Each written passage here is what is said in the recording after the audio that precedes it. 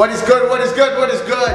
5 tips from a lion coming to you straight away. No countdown. What a surprise. All right, first question. How to get organized. Guys, I'm the worst at getting organized, okay? How dare they ask me such a question? But I'm gonna answer it from a business perspective. The one way to get organized, you have to get yourself a Yo-Yo 5000, okay? A Yo-Yo 25,050. For those of you that do not know what Yo-Yo is Stacy, the operations manager of the iTrain studio. As a trainer, my life is hectic. I'm all over the place, and because I'm moving at so many different directions, I understood that there's somebody that needs to be able to be grounded and be able to be in a position that they have a personality that they can handle stuff that is always organized. They love stuff that is organized, okay?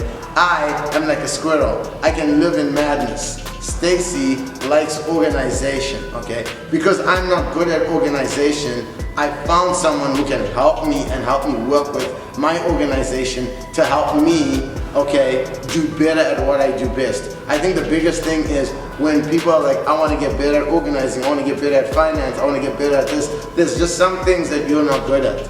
And it may take you some time to realize that, and it took me some time to realize that organization not one of my strong points. Okay, ask my mom, not one of my strong points, but because now Stacy helps me get more organized, I have organization, okay? I'm not the direct influence of the organization, but I have the organization thanks to me working with Stacy. So I think depending on your personality, what you're trying to organize, you may need help for it, okay?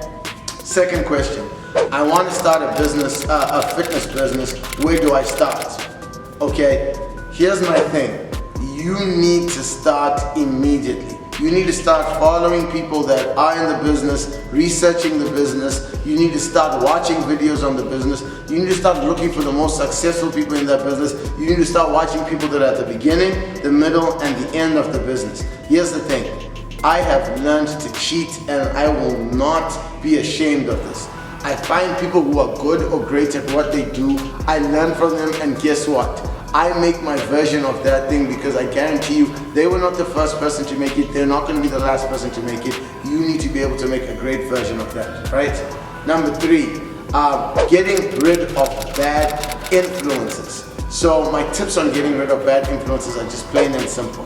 Either you want to succeed or you don't want to succeed. There are a lot of people in my life that were bad influences that held me back at what it is that I was doing. Yes, I could have spent hours and hours of my time with those people, but they were not helping my goals. If my goals were financial freedom, if my goals were to do what I wanted to do with my son, if my goals were what I wanted to do with my family, ultimately I had to create a scale. You need to create a scale where you say, is my family and these bad people worth the same weight?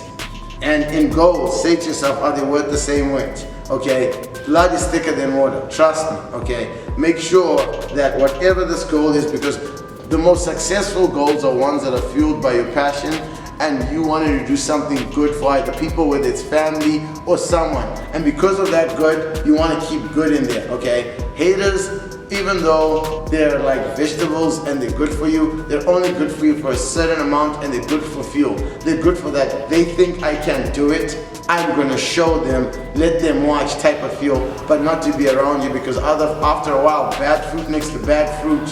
You know what I mean? Even if you're good fruit, you're gonna end up getting bad, alright? Eating tips.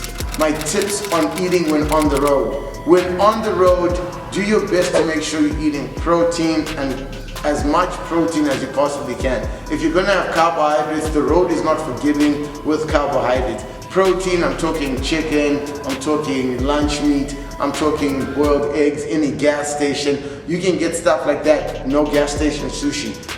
But I would nibble on protein if you're going to be on the road. That's my one tip for you. If you're going to be on the road, make sure you nibble on a little bit of protein.